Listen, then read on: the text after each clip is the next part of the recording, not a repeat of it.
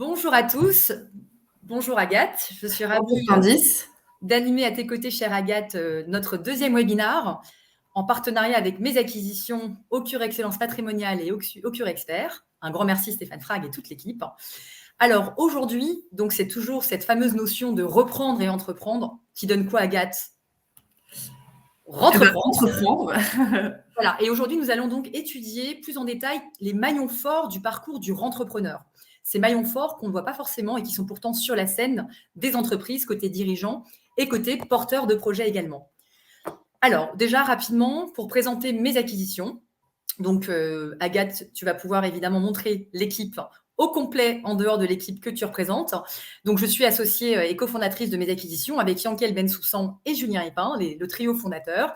Nous avons tous les trois une expertise terrain de plus de 15 ans chacun d'expérience sur le monde du restructuring, des sessions d'entreprise, de l'accompagnement des repreneurs, les rentrepreneurs. Et puis, nous avons aussi la chance d'avoir été rejoints par Agathe Kakino. Donc, je te laisse te présenter, chère Agathe.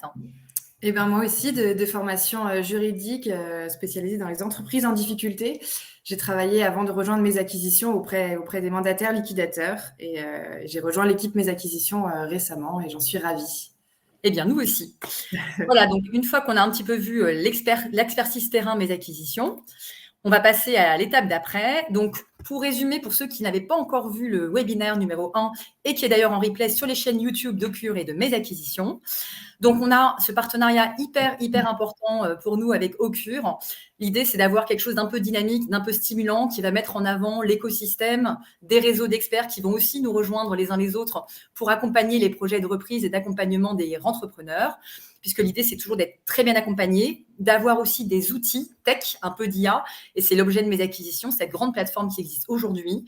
L'idée, c'est de pouvoir apprécier au mieux la data room, la valorisation, et bref, créer ensemble un réseau de partenaires et de rentrepreneurs. Alors, on a quoi au sommaire, Agathe? Alors, pour ce webinaire, dans un premier temps, on voulait vous parler de tous les outils juridiques, l'arsenal juridique qui est mis à notre disposition pour nous permettre d'anticiper les difficultés et puis éventuellement de préparer la cession de son entreprise. On a aussi le côté humain avec tous les experts qui sont mis à notre disposition, qui sont très nombreux. Et puis enfin, les mises en relation avec ce lieu de rencontre entre l'offre et la demande avec justement tous ces experts dont on va discuter. Exactement. Donc, justement, tu parlais d'un mot très important, chère Agathe, la mise en relation et l'anticipation. Parce qu'en fait, vous, peut-être parmi le public, est-ce que vous êtes vous-même dirigeant à la tête d'un grand groupe, d'une petite entreprise, d'une activité, vous êtes indépendant, ou est-ce que vous êtes expert, tout simplement? Et quand vous avez les premières difficultés, malheureusement, les premières qui peuvent arriver, vous n'arrivez plus à payer votre loyer, vous avez un problème avec l'URSSAF, les impôts, un problème avec un salarié, un contentieux qui arrive, bref, des petites difficultés qui, mises bout à bout, peuvent donner de grandes difficultés.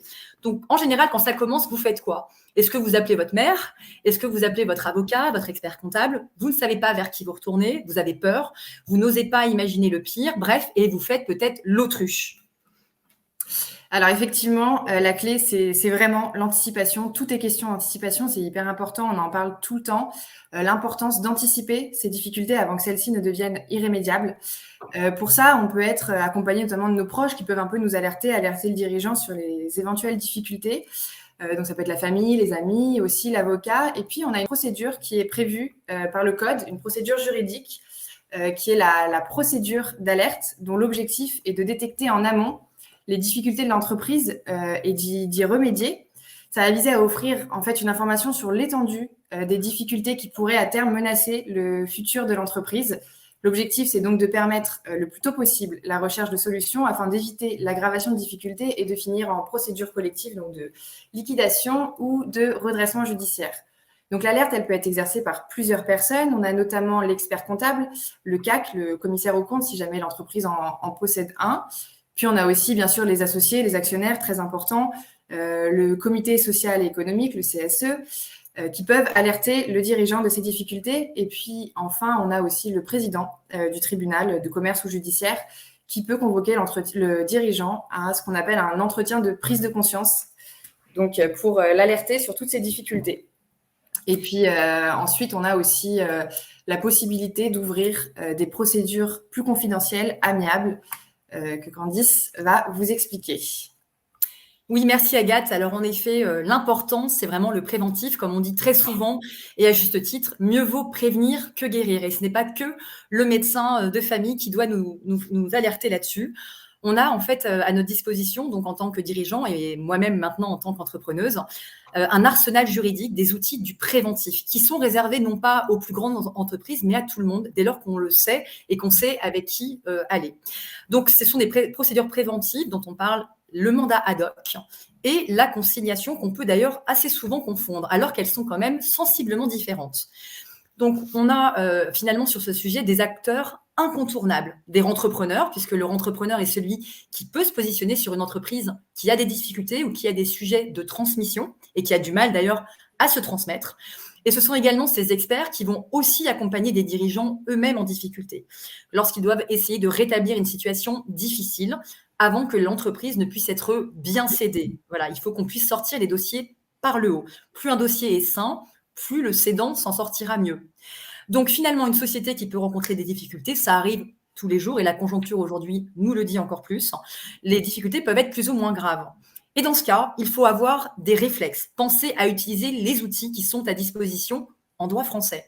Donc c'est ce qu'on appelle l'anticipation dont parlait Agathe, la prévention.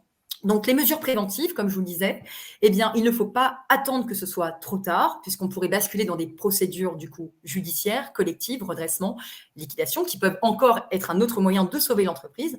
Mais tant qu'à faire, il faut réagir. On a aussi ce critère de la cessation des paiements, lorsqu'évidemment le passif évidemment ne peut pas être couvert par l'actif disponible. Ce sont des signaux vraiment très forts en comptabilité. Alors, qui sont ces acteurs qui gravitent autour de ce monde-là? Le plus souvent, on aura les administrateurs judiciaires, les auxiliaires de justice, ou voire des avocats qui pourront se faire désigner justement comme conciliateurs ou mandataires ad hoc. Ils justifient d'une grande expérience, et Agathe nous le dira un peu plus loin, en matière justement de redressement d'entreprise, de financier, de juridique, et ont aussi des liens privilégiés avec des grands créanciers institutionnels comme les banques, les URSSAF, le Trésor public, bref, tout ce maillage hyper important dans une entreprise. Et lorsqu'on les connaît, c'est parfois plus simple de bien négocier en étant un tiers de confiance. Donc, soit les premiers signes de difficulté ne sont pas trop graves. Effectivement, ils peuvent être d'un point de vue juridique, des autres blocages, un contentieux en cours. Là, on peut recourir au mandat ad hoc. Donc, le mandat ad hoc, c'est quoi? C'est une procédure qui est amiable, qui vise à permettre aux dirigeants finalement de pallier à des difficultés et de les résoudre. Elles ne sont pas trop graves. Et il ne faut pas être en état de cessation des paiements. L'une des grandes différences avec la conciliation. Alors, seul le dirigeant peut en demander l'ouverture. Donc, le président du tribunal de commerce, en général, pourra faire désigner un mandataire ad hoc et le dirigeant pourra aussi proposer le mandataire de son choix. C'est donc une procédure également très importante de savoir, strictement confidentielle. Donc, tout le monde ne sera pas au courant et même parfois les salariés ne le sont pas systématiquement. Seuls, ce sont les créanciers, ceux à qui le dirigeant doit de l'argent par sa société. Ces créanciers vont pouvoir participer aux négociations. L'idée, c'est de trouver cette solution, tomber sur un accord en abandonnant certaines dettes, en trouvant des échéanciers, bref, trouver le meilleur accord. Et le dirigeant, s'il y a évidemment un échec des négociations, pas de problème, pas de panique, on peut se retourner vers une autre solution, la conciliation. Mandat doc, attention, il faut savoir que cela n'évite pas les actions en justice des créanciers qui ne vont pas être suspendus à la différence de la conciliation. Donc, j'en arrive à la conciliation qui peut, elle, être demandée quand les difficultés financières, juridiques, économiques sont un peu plus avérées, voire plus prévisibles. Mais toujours pas excessives, attention. La cessation des paiements, on peut l'être et avoir évidemment le bénéfice d'une conciliation, mais elle ne doit pas durer plus de 45 jours. C'est une procédure également donc préventive, les fameux outils de la prévention, l'objectif étant d'obtenir un accord entre le dirigeant et ses créanciers et avec un sauvetage plus rapide de l'entreprise que lorsqu'on part en redressement. Tout comme le mandat ad hoc, la conciliation est une mesure donc strictement confidentielle qui ne peut être ouverte, qui plus est, qu'à l'initiative du dirigeant. Et en cas d'accord trouvé entre le dirigeant et ses créanciers, on va pouvoir avoir un accord qui se fera homologuer, c'est la notion qu'on donne, homologation par le tribunal de Céans, avec qui plus est des privilèges qui vont être accordés à certains créanciers qui auront joué le jeu dans cet accord, notamment pour être remboursés parmi les rangs qu'ils vont composer. Bref, pendant toute la durée de l'exécution de l'accord, il est important de savoir qu'en conciliation, il y a le principe d'interdiction des actions en justice des paiements d'une créance qui serait contenue dans cet accord. Et ça, c'est une grande force également. Donc, chère Agathe, pourquoi on va s'intéresser de si près aux mesures préventives tandis que nous cherchions à parler des rentrepreneurs? Alors effectivement, merci Candice. Comme vous le disiez Candice, les procédures amiables vont dans un premier temps permettre d'entériner un accord entre le dirigeant et les créanciers. Mais parfois, ça peut aussi permettre de préparer une session prénégociée, le fameux pré-PAC-session. Donc, c'est une procédure d'inspiration américaine et c'est une phase préparatoire de recherche de candidats, donc, pendant laquelle le conciliateur, le mandataire ad hoc, va chercher des candidats à la reprise pour l'entreprise. Et cette session sera ensuite mise en œuvre dans le cadre d'une procédure collective via un plan de session. Donc, on a beaucoup d'intérêt à ce pré-PAC session, notamment la confidentialité, puisque nous sommes dans une phase de procédure amiable. Ça va permettre de sauvegarder la réputation de l'entreprise et puis aussi de conserver la confiance des clients dans l'entreprise qui ne seront pas au courant des difficultés, puisque ce sera confidentiel, et puis aussi la confiance du bailleur éventuel, des fournisseurs et aussi des créanciers. C'est aussi un réel gain de temps puisque la recherche du repreneur, elle va être faite pendant la phase amiable, donc avant la procédure collective. Donc, lorsque l'on va ouvrir la procédure collective, elle va être très rapide puisqu'on aura déjà les repreneurs. Et d'ailleurs, le président du tribunal, lorsqu'il ouvre la procédure collective, donc en général, on va être sur un redressement judiciaire ou une liquidation judiciaire avec poursuite d'activité. Donc, le président va ouvrir le jugement et puis dans le même temps, il va déjà fixer l'audience d'examen des offres. Donc, très rapide. On parle de procédure collective flash. Et puis ensuite, une réduction des coûts également, puisque donc la procédure collective va être rapide. Forcément, la période d'observation va être plus courte et on va limiter les coûts indirects de la procédure. Et puis, comme on aura gardé la confidentialité dans la recherche d'un repreneur, les actifs vont être un peu plus sauvegardés et l'entreprise va être moins dévalorisée que dans le cadre d'une procédure collective où les difficultés sont affichées sur la place publique. Voilà pour le pré-PAC session en mandat amiable. Tout à fait, Agathe. Et d'ailleurs, on va avoir des grands exemples de pré-PAC sessions qui ont été assez médiatisés, même si j'insiste, et d'ailleurs, je vois parmi le public, n'hésitez pas avec vos questions. Hein, on parle pour tout type d'entreprise, toute taille d'entrepreneurs. Hein. On ne parle pas que des grandes entreprises ni que des petites. Tout le monde, entre guillemets, a son mot à dire aujourd'hui et encore demain. Tout le monde peut avoir des difficultés et des sujets de rentreprenariat. Donc là, pour revenir en pré-PAC session, c'est typiquement les affaires comme Fram en 2015, William Saurin, dont on a beaucoup parlé pour plein de raisons d'ailleurs en 2017, Tati, hein, ce grand magasin qu'on a tous connu en 2017 également. Et puis l'affaire Doux en 2018, même si le pré-PAC session n'avait pas abouti à la fin à une offre en pré-PAC, il y avait toutefois eu beaucoup de candidats repreneurs avec des propositions qui ont été déposées au tribunal. Alors, le lien avec le redressement judiciaire, il est assez important aujourd'hui. Déjà, on voyait qu'on avait donc 2 étapes, étape 1, étape 2, comme l'a bien dit Agathe. C'est donc une véritable passerelle. D'ailleurs, on mélange de plus en plus les outils de la prévention et de la restructuration en procédure collective pour justement mettre à disposition des outils plus confidentiels, plus en amont, pris plus tôt et plus rapidement, pour derrière préparer la session très en amont, totale ou partielle des activités. Et ensuite, on pourra mettre tout ça en œuvre. Si on ne peut pas le faire avant le redressement parce que l'entreprise est en cessation des paiements, eh bien, cela pourra se faire à l'occasion d'un redressement judiciaire avec ce fameux plan de cession total ou partiel, à la différence d'un plan de redressement qui consiste à rembourser des dettes sur plusieurs années. Donc, j'en arrive évidemment au redressement judiciaire, donc que vous connaissez sans doute peut-être tous, le Code de commerce, évidemment, le définit. C'est une procédure où l'on peut redresser, à la différence de la liquidation judiciaire. Et donc, ce qui nous intéresse aujourd'hui, c'est cette notion des offres de reprise qu'on a pu préparer en amont ou qui vont pouvoir justement remplir toutes les conditions et être satisfaisantes pour le tribunal. Et dans ce cas, le tribunal, avant l'ouverture du redressement, décide ou non de faire un nouvel appel d'offres en redressement judiciaire, donc on bascule sur une nouvelle procédure, et il pourra décider ou non de fixer un appel d'offres avec une date limite de dépôt des offres, ou au contraire de rester dans la confidentialité qui liait les anciens candidats repreneurs qui sont positionnés en pré-PAC. Et donc, on a quand même un redressement qui s'ouvre, et considérant que la cible, cette société qu'on peut reprendre, est en cessation des paiements, d'accord ? Le rapport aura été déposé aussi par le conciliateur avec plein de chiffres, des prévisionnels, une visibilité nécessaire, ou le mandataire ad hoc, et bien souvent, cet expert, ce fameux, sera celui désigné par le tribunal de commerce ou tribunal judiciaire en fonction, donc pour être le mandataire ou l'administrateur judiciaire et assurer du coup la continuité de ce dossier préparé très en amont. Donc, on va avoir ces fameux différents cas d'ouverture du redressement judiciaire. Nous, ce qui nous intéresse, c'est lorsque tout est préparé en phase 1, préventive, pour aller plus vite en phase 2, redressement, et toujours avec cette notion de la valorisation et de la dévalorisation, parce que l'entreprise, plus c'est pris tôt, moins elle se dévalorise, ainsi que ses actifs. De même pour son image, ses cibles clientèle, ses grands partenariats. À défaut, si malheureusement cela ne se passe pas comme on aurait voulu que cela se passe, le redressement sera quand même ouvert. Et il peut arriver que les informations ont été prises trop tard ou que les difficultés sont beaucoup trop importantes pour le sortir par le haut. Ou alors qu'il n'y a pas d'accord aussi trouvé avec les créanciers dans ce fameux plan, ce protocole qu'on a homologué en conciliation ou qu'on a validé en mandat ad hoc. Bref, dans ce cas, on bascule en redressement judiciaire. Avec ces critères, l'impossibilité de faire face à son passif exigible avec son actif disponible. Et c'est là qu'aussi les experts comptables, les avocats sont les meilleurs alliés.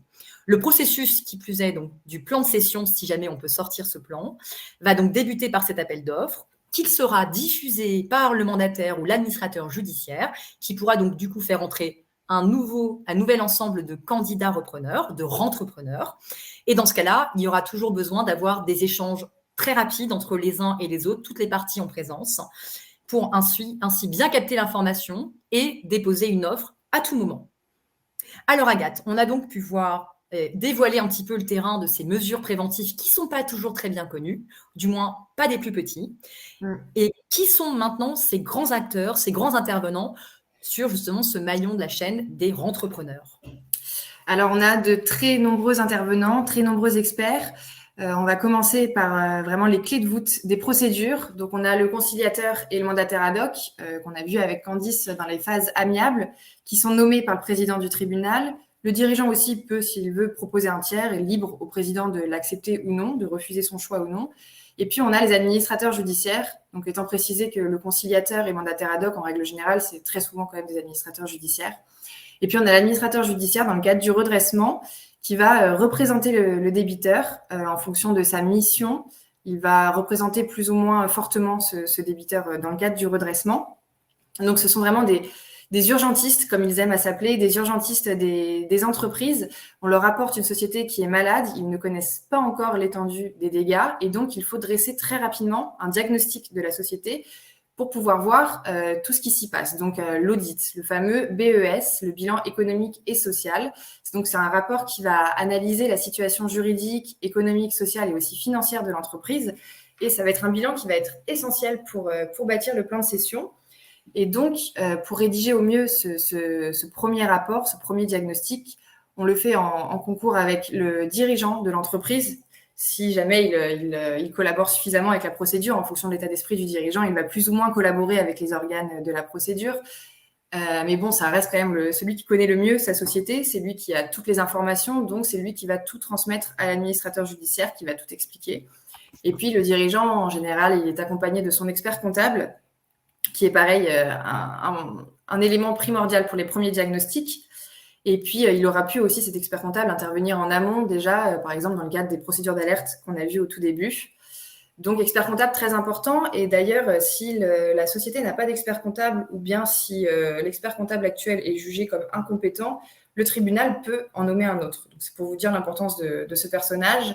Et puis, on a aussi, en fonction des seuils, parfois le commissaire aux comptes qui, dans l'établissement du bilan économique et social, va certifier les bilans, les documents financiers, etc. Donc voilà, ça c'était pour les chiffres. Et puis ensuite, on va passer aux avocats avec Candice. Merci Agathe, c'était très clair. Donc je profite, chère Gabi, toutes les questions que vous nous posez, évidemment, je répondrai avec Agathe un petit peu à la fin, parce que c'est aussi une importante question, que celle des reprises à la barre des tribunaux, que nous connaissons très bien avec mes acquisitions, et pour cause. Donc, pour évidemment parler des avocats, alors je ne vais pas vous dire le contraire, moi, puisque j'ai été quand même une bonne dizaine d'années avocate spécialisée. Ce qui nous intéresse, c'est donc l'avocat du entrepreneur, qui est d'ailleurs aussi l'avocat, bien souvent, du dirigeant qui peut se retrouver en difficulté lui-même, voire un entrepreneur qui peut aussi lui-même un jour rencontrer certaines difficultés pour un tas de raisons. Donc, en clair, l'avocat, il est hyper important. Attention, pas n'importe quel avocat. L'avocat de la famille, celui qui s'occupe malheureusement d'un divorce, d'un contrat de travail, l'avocat généraliste, l'avocat en pénal, ne va pas forcément être le bon avocat pour vous accompagner dans un projet de reprise d'un entrepreneuriat. C'est comme si vous me disiez, je vais voir un gynécologue pour évidemment faire un établissement de bilan de peau d'un dermatologue. On n'a pas tous le même métier quand on est avocat. D'ailleurs, petite parenthèse, j'en profite à tous mes amis qui m'ont toujours demandé des conseils sur tout et n'importe quoi en tant qu'avocate. Non, je ne suis pas au courant de tout ce qui peut se passer sur le sujet du droit. Parenthèse fermée. Donc, c'est l'avocat qui est souvent donc, en droit des affaires et surtout spécialisé en entreprise en difficulté. Parce qu'évidemment, il s'agit justement des reprises, notamment à la barre des tribunaux ou dans les prépaccessions. C'est ce qui nous intéresse en tant qu'entrepreneur pour ne pas partir de zéro, puisqu'on ne crée pas une entreprise. On la reprend et on recrée quelque chose par-dessus. Donc, il va s'agir de rédiger des offres et en amont, d'étudier évidemment la data room, les éléments financiers, aux côtés du dirigeant entrepreneur. Donc, la rédaction de l'offre, elle peut s'avérer plus ou moins très complexe. Donc, il faut faire appel à des professionnels. Rédaction d'une offre qui est prévue par le Code de commerce. En effet, généralement, donc, cette offre de reprise, elle doit prévoir évidemment le prix ferme et définitif qu'on est prêt à mettre pour l'entreprise à reprendre, notamment en redressement, par exemple, ou lorsqu'on parle d'actifs isolés en liquidation judiciaire, typiquement un fonds de commerce sans les dettes. Il va falloir ventiler justement les différents actifs qu'on va reprendre sur mesure, puisqu'on va pouvoir prendre tel ou tel poste de travail, tel ou tel actif corporel, matériel, immobilier, tel ou tel contrat de partenaire. Bref, c'est un ensemble d'actifs qu'on va mettre, entre guillemets, dans sa potion magique, dans sa recette. Et il faut vraiment absolument bien ventiler ces actifs et les valoriser intelligemment. Donc, il est question aussi d'étudier quels sont les bons contrats partenariats par rapport à d'autres, puisqu'évidemment, il y a un vrai enjeu de reprise, de continuité des relations que l'entreprise pouvait avoir avec des grands partenaires. Quels sont aussi, de temps en temps, les éventuels transferts de sûreté. Attention, on ne reprend pas les dettes en redressement, mais il y a quand même des exceptions, comme à tout principe, des sûretés, des dettes, du leasing en cours. Il faut bien étudier quels sont les montants de certaines dettes transférées automatiquement par le Code de commerce qui les prévoit, pour justement mieux valoriser son offre et intégrer ce qu'on appelle les charges augmentatives du prix, qui sont donc, une fois bien connues, intégrées au prix, ce qui veut dire que ça ne change rien pour vous en termes d'investissement. D'où l'importance de l'avocat et de l'expert comptable. Donc, si ensuite on décide de reprendre tel ou tel poste de travail, l'avantage, tous les salariés malheureusement licenciés dans le redressement judiciaire ont un coût pour la société, mais qui ne sera pas repris par le rentrepreneur. C'est un coût qui sera supporté par, on en parle beaucoup, malheureusement pas que pour des bonnes raisons, l'assurance garantie salaire, les fameuses AGS, la fameuse AGS. Et du coup, ce coût des licenciements de l'entreprise initiale, la cible, ne vous est pas supporté. Vous reprenez les postes de travail que vous choisissez comme étant hyper importants dans le cadre de votre propre projet. Et ensuite, dans l'offre de reprise, il y a un ensemble de sujets, typiquement, quelles sont les modalités de libération et de règlement du prix, quelles sont les différentes garanties que vous allez apporter à ce projet, quel est ce projet lui-même de entrepreneur, et ça, c'est surtout vous, entrepreneur, qui allez intervenir et expliquer à votre accompagnateur, évidemment, comment le mettre en avant dans le projet de reprise. Les garanties souscrites, évidemment, qui dit garantie dit expertise. Donc, finalement, l'expert comptable aussi est assez essentiel. On va pouvoir aussi, alors à côté de l'avocat, comme je vous disais, on ne va pas avoir uniquement un avocat dans un projet de reprise. Pourquoi ? On peut reprendre une petite activité, une activité d'indépendant, une entreprise avec 10, 20, 100 salariés ou une grosse restructuration d'entreprise qui fait 1, 5, 10, 50 millions d'euros et bien plus encore. On a donc tout type d'entreprise sur le panel du rentreprenariat. Donc finalement, si on a tout type d'entreprise, il est important de se retrouver avec les bonnes personnes au bon moment et au bon endroit. Donc, on va pouvoir avancer sur des reprises plus complexes. Non pas que les avocats ne soient pas des bons financiers, attention. Mais tout de même, ils ne sont pas suffisants. En général, on a besoin de vrais accompagnateurs spécialisés en financement et en finance. Donc, par exemple, on peut aussi avoir des sujets de cession de titres. Il va falloir faire des audits d'acquisition, des problématiques de valorisation de la cible. Bref, ce sont tous ces experts ponctuels qui vont pouvoir intervenir sur ce marché du rentreprenariat, celui que Mes Acquisitions essayent de réunir. On a donc typiquement des banques d'affaires dans les départements d'ingénierie de ces banques, aussi banques commerciales à réseau. On a aussi les cabinets d'audit qui sont essentiels dans ces projets de reprise, très en amont. Et d'ailleurs, si les offres de reprise apparaissent sérieuses, eh bien, elles vont pouvoir basculer aussi sur le réseau des partenariats financiers, ceux qui vont pouvoir financer, en plus des fonds propres tout de même qu'il va falloir avoir de côté, tous ces beaux projets, donc étudiés très en amont par ces réseaux banquiers d'affaires et ingénierie. On a aussi donc ces acteurs du financement, des banques, des business angels, qui sont très importants pour assister leur entrepreneur dans son projet. Il n'a pas forcément 100% des fonds propres à disposition, surtout dans un délai souvent plus court qu'une due diligence classique d'une entreprise qui va bien et qui veut se transmettre classiquement. On a aussi donc ceux qui peuvent intervenir sur le financement des entreprises en difficulté. Donc vraiment, il y a des banques qui sont plus spécialisées et qui ont moins peur de faire confiance aux entrepreneurs sur un sujet d'entreprise en difficulté. Et c'est là que mes acquisitions aussi cherchent à faire justement ces partenariats avec les financeurs de l'entreprise en difficulté, puisque finalement, celui qui prend son risque n'est-il pas le rentrepreneur lui-même, plus que la cible, hein. Donc finalement, ce matin, on s'intéresse aux rentrepreneurs. Donc question très importante, trouver ces fonds. Ces fonds, évidemment, ces financements, ça, c'est permis avec ces réseaux de banquiers d'affaires et autres. Et parallèlement, comment on va les trouver? On va faire appel à des cabinets plutôt de fusion-acquisition, tous ces cabinets, même mid-cap ou small-cap ou large-cap, bref, en fonction de la taille, évidemment, de l'entreprise reprise, qui ont, eux, un statut de conseil en investissement financier. C'est un agrément particulier, les CIF. Eux, ils sont là pour sécuriser tous ces services liés à l'investissement. On ne fait pas n'importe quoi, n'importe comment. On peut être entrepreneur sans pour autant y connaître grand-chose sur cette partie très financière. Donc, tout va dépendre finalement des objectifs, de la complexité de la reprise, de l'intégration, de l'acquisition, des prises de contrôle. On va donc justement parler d'un tas d'opérations différentes. Et finalement, derrière, une fois qu'on va pouvoir auditer en amont, se positionner, il va falloir penser aussi à celui qui va aller sur place, à nos côtés, si besoin, en fonction de la taille. On va donc faire appel à des managers de transition. C'est souvent assez méconnu, sauf dans le milieu. Ce sont des intervenants donc, qui ont une mission très ponctuelle, avec une transition, auprès d'entreprises qui va faire face à des enjeux de changement ou à une problématique nouvelle qu'il faut trouver parce que ça ne fonctionnait pas bien par le passé. Il a donc ce rôle hyper important d'accompagnement, tout en s'assurant que la performance de l'entreprise, une fois qu'il va être à l'intérieur, va pouvoir s'améliorer, et ce, généralement, malgré une situation de crise. On ne va pas se mentir, c'est souvent très difficile, et même avec les salariés en présence, les actionnaires en présence. C'est dur de faire intégrer quelqu'un sur une période difficile et en transition. Donc, il va établir des diagnostics précis, mettre en place un plan d'action qui doit être très ciblé. L'idée pour lui, c'est un challenge, apporter du résultat rapide et mesurable. Parallèlement, il faut qu'il dispose justement, ce bon manager de transition, d'un regard extérieur pour apporter un nouveau souffle, un second souffle pendant cette période délicate. Et ce n'est pas donné à tout le monde. Il va donc devoir repérer évidemment tous les sujets, apporter des réponses. Il doit toujours rester neutre, ça on l'ignore, mais il doit rester neutre. Pas de prise de parti. Prendre des décisions fortes, même parfois en les imposant, remettre en question des modes de management qui ne fonctionnaient pas. Donc, ce n'est pas toujours facile pour le dirigeant lui-même en difficulté. Et sa valeur ajoutée, c'est d'avoir justement cet impact sur le long terme, même si lui n'est là qu'en transition, en prenant les commandes et ensuite, même si c'est temporaire, devoir les transférer, évidemment, avec des compétences qui vont être transférées à d'autres clés de voûte, entre guillemets, de cette entreprise à restructurer.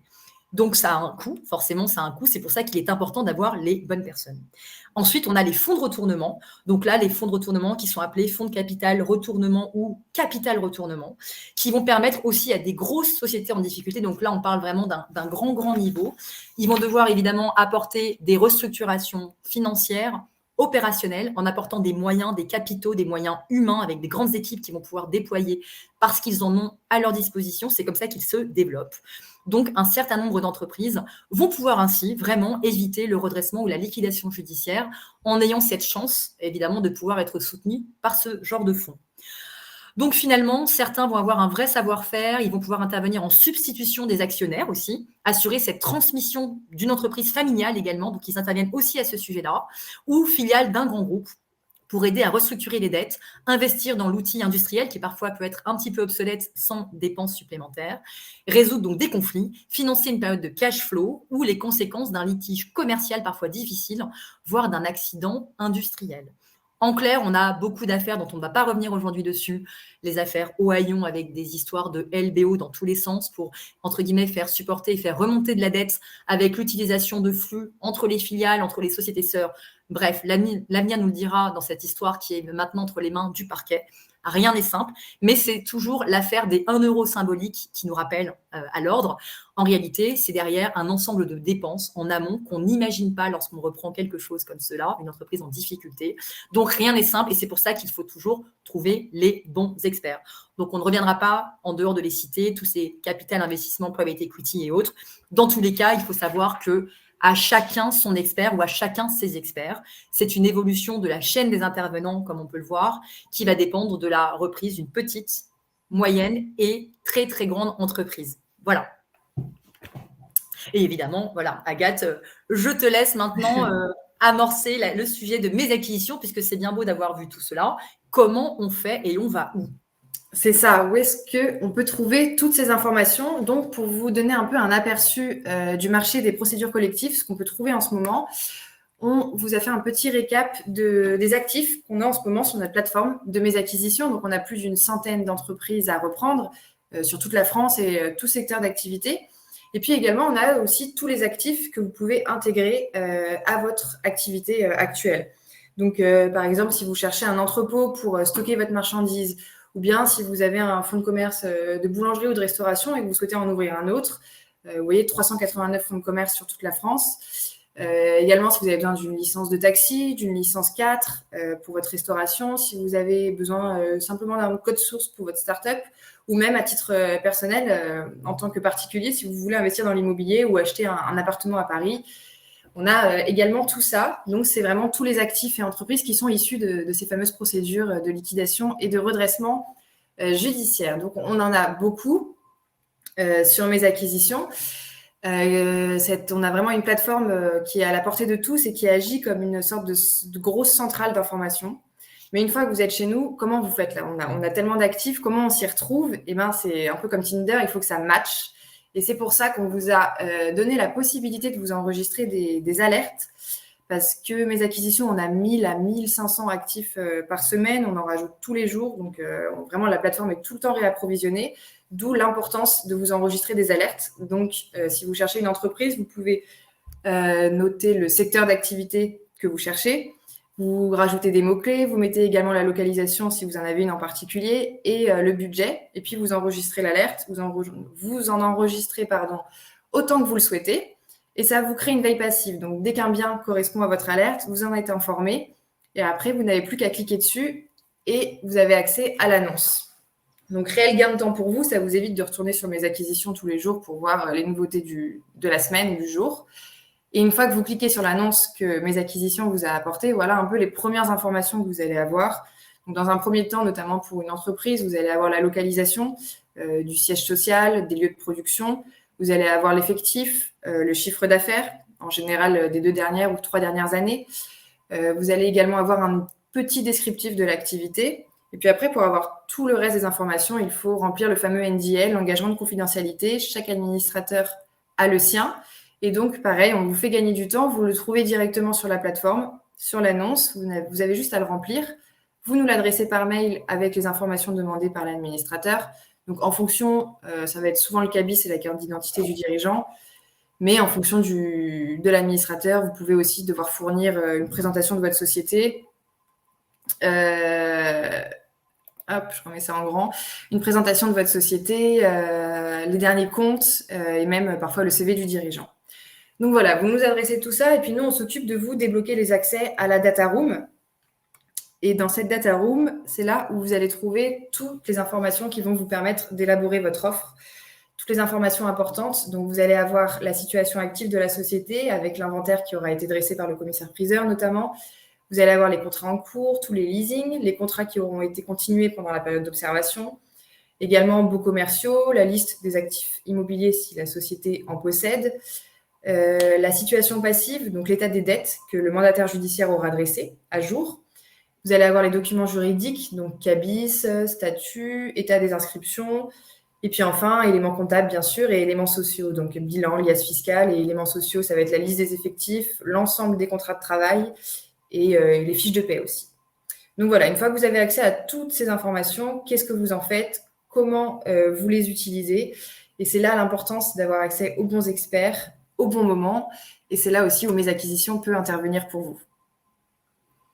Exactement. Merci Agathe. C'est évidemment toute cette idée du lieu de rencontre que je rêvais de créer après autant d'années passées côté avocate, aux côtés de dirigeants en difficulté ou de entrepreneurs et chez les liquidateurs directement avec les offres à la barre des tribunaux. Il fallait donc réunir cet écosystème qui est souvent un peu diffus, ou alors certains connaissent une partie de cet écosystème quand d'autres en connaissent d'autres. L'idée, c'est de réunir les experts avec qui on veut travailler main dans la main sur un ensemble de projets de toute taille, de toute nature et sur toute la France pour commencer, bien évidemment. Et donc, c'est comme ça qu'on a pu être en lien avec Occur Expert et Occur Excellence Patrimoniale, et notamment Stéphane Frag, avec qui, évidemment, je suis ravie d'avoir pu faire cette première rencontre il y a de ça quelques mois, puisqu'en fait, mes acquisitions, c'est non seulement l'accès évidemment, en permanence à un deal flow d'opportunités, donc de tout type d'actifs professionnels, comme on disait, du corporel, de l'incorporel, du digital, de l'immobilier ou de l'activité type des fonds de commerce, salons de coiffure, boucherie, grands restaurants, hôtels, etc. Et derrière, des entreprises en tant que telles qui sont dans le cadre soit du redressement judiciaire ou soit même de manière confidentielle. C'est ce qu'on va appeler du off-market ou du dossier prépa-accession et autres, qui vont aussi arriver entre nos mains, puisqu'on a la confiance maintenant, on a la légitimité sur le terrain des administrateurs, mandataires, dirigeants, experts comptables, avocats, avec qui on travaille. Et puis vous, si vous êtes aussi des experts, on serait ravis de faire votre connaissance pour nous apprivoiser les uns les autres et ainsi travailler ensemble main dans la main sur différents sujets de reprise ou d'accompagnement. Donc, c'est pour ça que mes acquisitions s'entourent dès à présent et déjà depuis plusieurs mois de différents partenaires qui sont consciencieusement sélectionnés. On crée donc ce réseau un petit peu vertueux d'intervenants qui vont être là rapidement en fonction de leur disponibilité et à des coûts maîtrisés et surtout à échelle locale. Évidemment, l'idée, c'est de permettre aux dirigeants, aux investisseurs, aux serial entrepreneurs, aux porteurs de projets, de réaliser évidemment de belles opérations avec un impact, puisque c'est l'idée de, entre guillemets, transmettre, de récupérer, de rentreprendre avec une base qui était déjà bien ficelée au départ et qui, pour un tas de raisons, peut avoir des difficultés. La conjoncture nous dit aussi aujourd'hui qu'évidemment, ces difficultés peuvent être de plus en plus nombreuses. Les factures énergétiques, les difficultés de remboursement des PGE, la difficulté avec des salariés, le changement de vie aussi qui fait que les dirigeants parfois veulent baisser les bras lorsqu'ils ont trop de dettes à rembourser et n'ont pas autant d'années devant eux pour travailler aussi ardemment que par le passé. Bref, c'est aussi cette économie circulaire. On doit réinjecter dedans les bonnes opportunités, les bons entrepreneurs, les bons candidats et les bons experts. Donc, c'est un souhait très vertueux de faire émerger finalement ce marché qui n'est autre que la seconde main de l'entreprise et des actifs et aux côtés justement de nos partenaires et experts comme Occur. Bref, un bel écosystème avec différentes verticales. Et donc, pour finir ce webinaire, un petit coup de projecteur sur mes acquisitions on vous a sélectionné parmi la centaine d'entreprises qu'on a en ce moment, 5 d'entre elles pour vous montrer un peu qu'il y en a pour tous les projets. Donc, on a par exemple l'écurie de chevaux de course en Isère avec un chiffre d'affaires de 500 000 et aucun salarié. Et puis, on a aussi le spécialiste du marbre dans le 94 avec pratiquement 8 millions de chiffre d'affaires et une quarantaine de salariés. On a vraiment tout type d'entreprise dans toute la France, tout secteur et de toute taille. Et puis, sans parler aussi des dossiers off-market qu'a mentionné Candice juste avant, les dossiers plus confidentiels que nous pouvons avoir aussi. Tout à fait. Exactement. On a des dirigeants qui nous confient maintenant aussi la volonté de transmettre leur entreprise avec quelques difficultés, voire beaucoup de difficultés. Et c'est aussi l'enjeu de pouvoir évidemment les diffuser avec la confidentialité qu'a des porteurs de projets qu'on aura identifiés, qui seront évidemment sérieux et qui pourront accompagner ce projet de reprise et au moins l'auditer très en amont avec les experts qui sont déjà à nos côtés ou ceux qui nous rejoindraient grâce à aujourd'hui ce webinaire animé avec Agathe. Donc voilà, donc entreprendre, c'est reprendre et entreprendre, vous l'aurez compris. On a un gros travail à faire encore et on est ravis de pouvoir vous réunir toujours plus nombreux les uns que les autres entre Occur et mes acquisitions.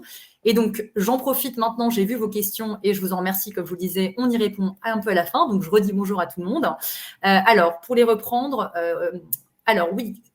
donc Gabi Mourlier, vous me disiez, je trouve que c'est un autre métier que de reprendre une entreprise à la barre du tribunal. Alors, en fait, comme on a peut-être pu dévoiler derrière un petit peu plus le sujet, évidemment, on distingue bien les entreprises in bonis qui vont bien, qui n'ont pas de difficultés particulières et qui vont être transmises selon, entre guillemets, des modalités très classiques avec des due diligence, des garanties de passifs et ces mêmes experts d'ailleurs qui peuvent être ceux qui vont ensuite aller au chevet des entreprises en difficulté.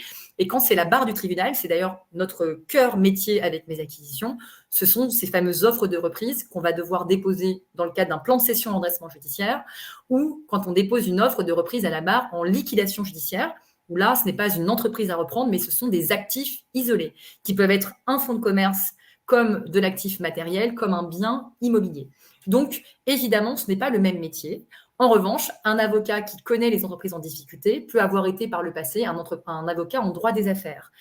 Donc, en fait, l'idée, c'est que souvent, le rayonnement n'est pas forcément le même selon qu'on intervienne vraiment dans des grosses difficultés où là, ce sont des experts terrain, et je suis d'accord, ou lorsque, très en amont, on peut arriver à un moment donné où l'entreprise est en train de basculer du in bonis à la difficulté, vous savez, basculer dans le orange avant d'être dans le rouge, en fait, quand on est en procédure collective.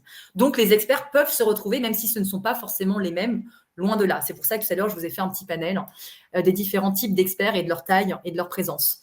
Alors, Louis nous disait, qui définit l'expert comptable comme incompétent? Ah, ça, c'est une bonne question.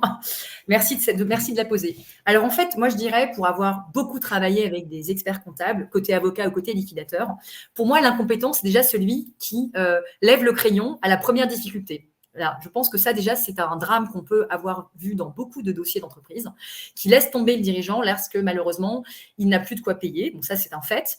Mais surtout, il ne va pas le guider vers un autre expert comptable qui va pouvoir, lui, assurer la reprise en main d'un dossier avec des conditions financières plus souples. Moi, j'ai vu de nombreux dossiers de dirigeants en liquidation qui, depuis des mois, voire des années, n'avaient plus d'expert comptable. Je ne dis pas qu'il faut travailler gratuitement. Évidemment, le pro bono, c'est vraiment quelque chose d'à part.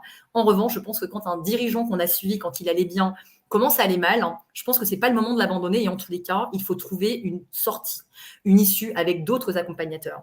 Et donc, c'est aussi l'idée de mes acquisitions de pouvoir dire aux dirigeants qui s'essoufflent et qui ne sait pas évidemment comment trouver un autre expert comptable de confiance, de pouvoir se retourner vers mes acquisitions pour être mis en relation. Et d'ailleurs, on a aussi des associations, évidemment, avec qui on travaille, comme Second Souffle, au chevet des dirigeants. On a vraiment envie de mettre un écosystème vertueux qui n'est pas toujours celui qui doit être payant. Donc, l'expert comptable incompétent, déjà, c'est celui qui s'en va. Et ensuite, évidemment, c'est celui qui ne va pas admettre qu'il ne sait pas faire un prévisionnel. Il y a des experts comptables très bien qui vont faire classiquement les liasses fiscales, l'accompagnement, j'allais dire, classique. Lorsque faire un prévisionnel pour accompagner une offre de reprise en redressement ou en prépaccession ou sur un actif isolé en liquidation, comme un gros fonds de commerce, il faut évidemment admettre qu'on sait ou qu'on ne sait pas faire un prévisionnel, puisque ça demande évidemment une appétence financière un peu différente, un peu moins la méthode purement expert comptable, mais surtout la méthode financière aux côtés de l'expertise comptable, avec une approche un peu différente où on sait auditer, valoriser, faire des prévisions dans le futur et surtout intervenir dans les délais rapides. Parce que si c'est pour prendre 8 mois de faire un prévisionnel sur un projet de reprise, autant vous dire que la personne ne pourra pas être dans les délais de la reprise à la barre des tribunaux. Donc, l'expert comptable, pour moi, c'est juste celui qui doit admettre ce qu'il sait faire et ce qu'il ne sait pas faire. Et d'ailleurs, la question vaudrait aussi, notamment pour les avocats. Je connais beaucoup d'avocats généralistes qui vont dire à quelqu'un « Je vais te faire une offre de reprise, t'inquiète pas, je sais faire ». Or, ils sont avocats en droit du divorce. Autant vous dire que ce n'est pas possible et il faut faire attention au côté trop généraliste. J'espère avoir répondu à la question de Louis. Alors, une autre question de Gabi, les managers de transition ont un coût non négligeable. Oui, comme je vous le disais tout à l'heure, manager de transition, ça a un coût. Donc, ça veut dire que ce n'est pas adapté à n'importe quel dossier. Il faut qu'il y ait évidemment une trésorerie qui puisse justifier de faire appel à un manager de transition. Donc, ça a un coût et c'est pour ça qu'il est important de bien identifier ceux qui seront compétents. Puisque l'idée, c'est de ne pas, entre guillemets, avoir des coûts de restructuration énormes pour finalement qu'à la fin, le dossier ne sorte pas par le haut. Donc, je pense que c'est au-delà du bouche à oreille, justement, la visibilité nouvelle qu'on veut donner avec mes acquisitions pour justement tester, apprendre, travailler aux côtés des bons managers de transition et ceux avec qui on sait qu'en toute confiance, on pourra orienter tel ou tel dirigeant en difficulté vers tel ou tel cabinet de manager de transition. Alors ensuite, une autre question. Alors, bonjour Siam. Alors, enchantée, ravie de vous revoir. Avez-vous accès à l'ensemble des mandats du dirigeant? Alors, sur la data room, pour voir si on aurait affaire à un serial liquidateur. Alors, je pense évidemment avoir un peu compris la question.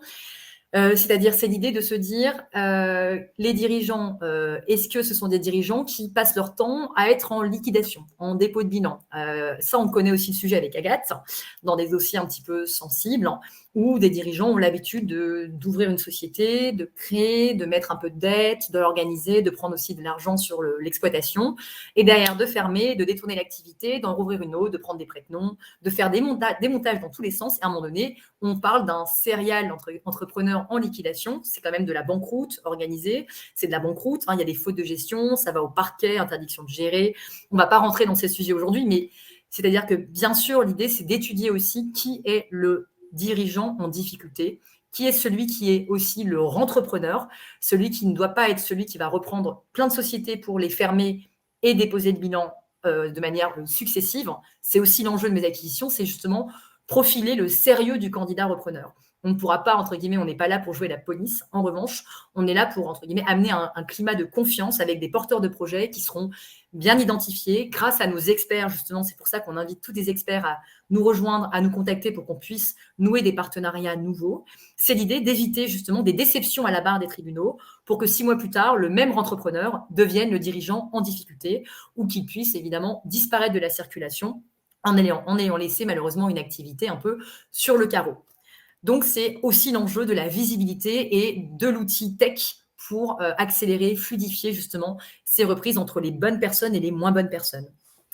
Avec plaisir, Louis, pour cette réponse. Je ne sais pas si j'ai répondu à toutes les questions. Je ne sais pas si vous avez d'autres questions. Il y avait une dernière question que j'ai notée. Comment débuter avec mes acquisitions si on n'est pas expert dans le domaine, mais que cela nous intéresse?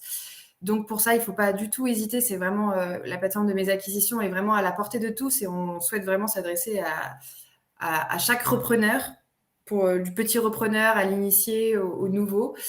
Et donc, il suffit de vous inscrire sur la plateforme. On a voulu créer une plateforme plutôt interactive avec un chat,